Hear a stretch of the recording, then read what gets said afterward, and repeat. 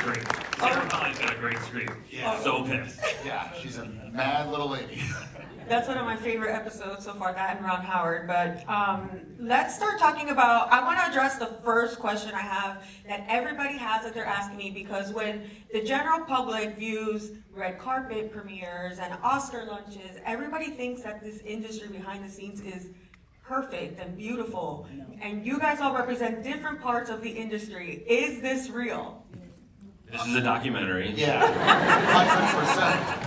100%. These are all based on real stories. This is where we reveal this is a documentary. I mean, there would be times where I'd be like, this is crazy, this would never happen. And Seth goes, this happened to me in 2014, it's real. It's real. Yeah, the idea for the show is trying to find a story we wanted to tell about the time in our lives that we're all in our mid-40s, Seth and Evan and myself and Pete and Alex. And I'm just 30. and we've had this production company, Point Grey, for 15 years, and we've been making movies and television, and these stories about what it is to talk to your idols about a note that you just don't want to give, or someone really wants to be thanked because of the work they've done on stage, and those are all things that you run into, and we found it a way to make it a really funny sort of jumping off point for a television show. Anything you guys would like to add from your side of the industry? No, I think, I've never worked on a set where the crew has felt more seen. And to see half the crew cracking up during a take is really rewarding. Okay, absolutely true. Melissa, the casting on the show is incredible, from the core cast to the long list of guest stars. How did you begin your job? Was there like a wish list of everyone that they wanted to include? Yeah, kind of. I mean, they started with the scripts and they had, I don't want to call them placeholders, but I think ideal actors that they felt fit into those places. And we just kind of tackled it like a normal casting process and just checked availabilities and who would be open to playing themselves, because a lot of people weren't actually, and just kind of went from there. And if someone couldn't do it or wasn't available, we came up with more lists and talked about more people who would fit in those places. Yeah, the idea we came early on. The show needed to exist in like the real world of Hollywood, and we talked about how there was going to be Netflix and Disney and then there was just one other legacy studio, Continental Studios, and that was sort of like the tone and idea of how we wanted to make the show.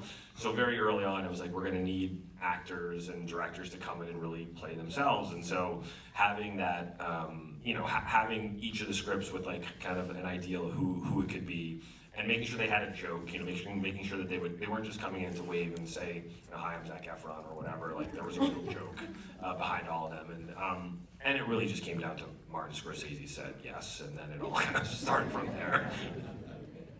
For those of us who love you from projects like the Mindy Project and so many others where you're the good guy, Sal Saperstein is quite a character. This is a documentary, right? Yeah. Oh no. What was it that attracted you to the role? Oh, I mean, I've done so much stuff with Seth and Evan and James and Point Grey, and so when Seth called, it was like years ago, it was like, hey, we're writing a show about Hollywood. I was like, yes, I'm in. Whatever you want to do, that sounds great.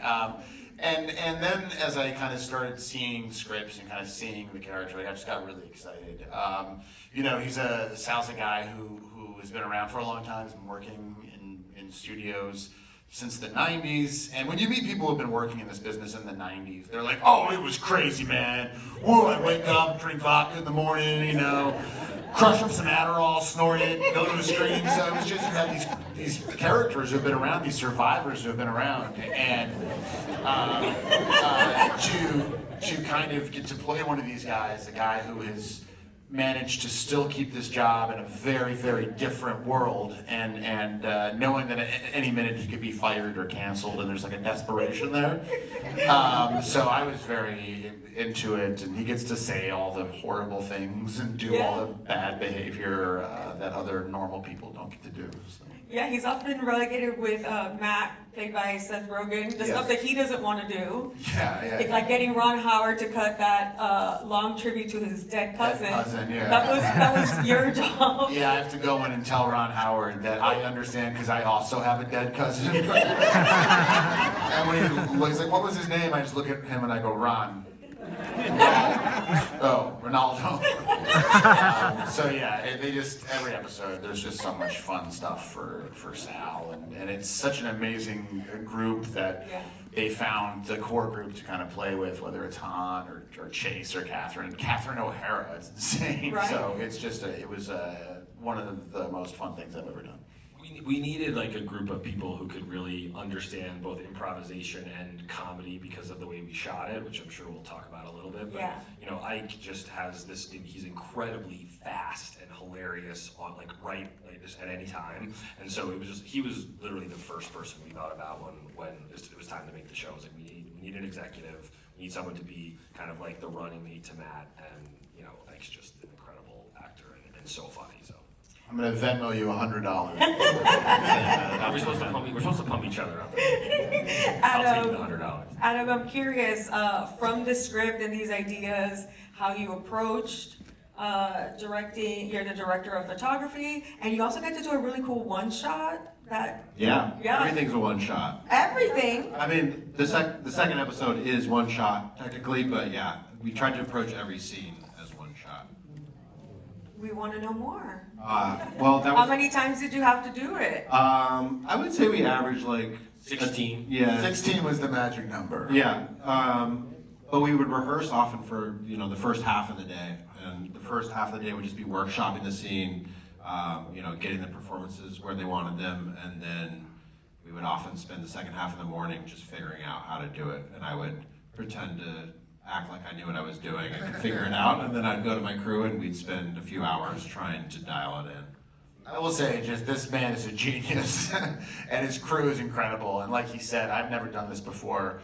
Normally on a normal show, you like rehearse once, you block, and then you go, and then you come back and you're shooting. Oh, we're doing the master. Let's turn around. This is so all-encompassing. Every scene is one take. So every scene is like a play. And Adam was so incredible when we were like blocking the scenes and not just knowing like what was gonna technically look great and make it adhere to this patina, but also like keeping in mind like how this will affect the actors. This is a pitch, like maybe Chase can kind of be over here. It was so collaborative between Seth and Evan and him. It just made a very complicated process painless. Like it was fun. So it was really great. It was really fun, and I think what was really interesting is we were editing as we were shooting, which I thought was really special. That if the scene was happening and there was a moment that wasn't working, everyone knew it, and we couldn't shy away from it. We couldn't, pretend like, oh, we'll fix that later. We had to sit there and talk about it, work it out as a team, and everyone really relied on each other. And there was a lot of accountability on set that everyone showed up every day, just nailing every beat, which I think is, part of the reason why the show works so well. As funny as these moments are, as we see it played out in the final versions, what was it like behind the scenes? Because I can't imagine you guys did not crack up in so many of these moments. Oh, we were cracking up. It's very hard to not laugh. Catherine Hahn Catherine is like laugh all the time, and she should just say the most ridiculous things. Because you don't know what she's gonna say. You know it won't be in the script what she's gonna say. It's gonna be a line. Like she improvised the line in the first episode when Martin Scorsese's trying to make the Jonestown Kool-Aid movie starring Steve Buscemi. We don't know how Buscemi. she literally improvised the line. Buscemi. Steve Buscemi is worst case scenario. And when she said that, like I literally go. And so yeah, we were laughing a lot, but at the same time, you don't want to blow the take because you had the chuckles, and then have like a 12-minute reset. Oh yeah, that shot had a huge jib, and all of a sudden everyone's kind of like passive aggressively mad at you because you were giggling too much. So you really do have to dial it in a little bit. But there were so many times where I was just like acting.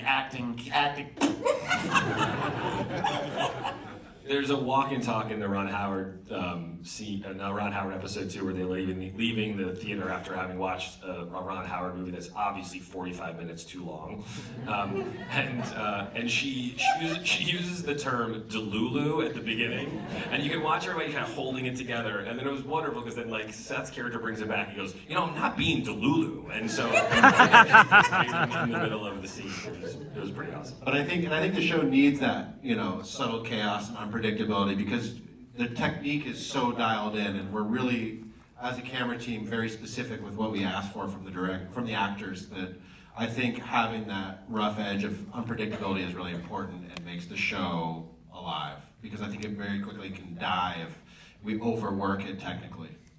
Melissa, I'm curious, with so many players on the board here, how did you figure out which ones would work well together? Like, are there chemistry tests as far as like putting one episode together?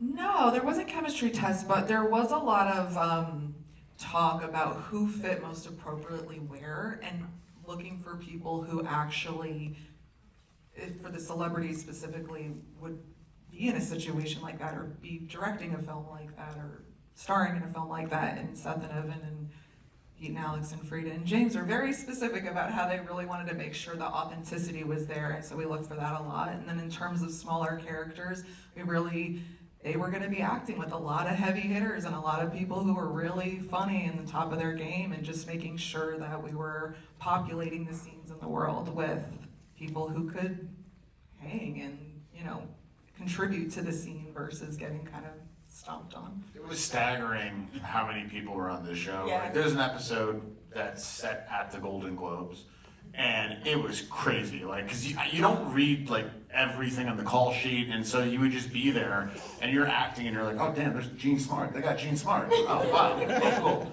Oh man, that's Aaron Sorkin. Like, it was just crazy. It was crazy how many people showed up to do this as well. One of my favorites, the Golden Globes episode, was by far the one that had the most people coming in, and Aaron Sorkin and Quinta Brunson, but Quinta was really funny. She's her friend, and she came for like 2 lines or something. It was just really, really, really lovely. And she came in and she was dressed like she was going to the Golden Globes. I'm like, Quinta, you look amazing. She's like, I know, it's great. I have another award thing to go to after this. I'm just like, stop it. That's how real it is. It's because you're Quinta Brunson. Yeah. It's amazing. Well, you guys talk a lot about Deadline on there, so if you need a reporter, I may know somebody. Noted. Yeah, we've already cast it. It's going to be played by David Krumholtz. James, the most comments that we seem to get, although we have a lot of people wanting Alphabet City, when is Point Grey going to announce on Deadline that we're getting the Kool-Aid movie? Yeah, look, wait for it. It's going to be summer 2027. We're being honest, if Point Grey was going to make any movie in our fictional slate, it would be The Apocalypse with Johnny Knoxville, where you infect zombies with diarrhea. That would be the movie you guys are going to make for sure, and I would love to be in it. It's why we love Ike so much. We're just going to roll the clip here. I'm voicing the diarrhea. Thank you, James. Diarrhea is a paid character. All right, to close up, guys, James, season 2, what can is that moving forward? Do you have more stories to tell? We have lots of more stories to tell. We are at the mercy of the overlords in Apple and Cupertino. So when they say go, we'll go ahead and Call the customer service number in your iPhone. If we could all go to the Apple store after this and just say, here, I'm going to bring my iPhone and Studio Season 2, that'd be great. Well, thank you guys so much. And if you haven't been watching the studio, Apple TV Plus, thank you so much to Ike.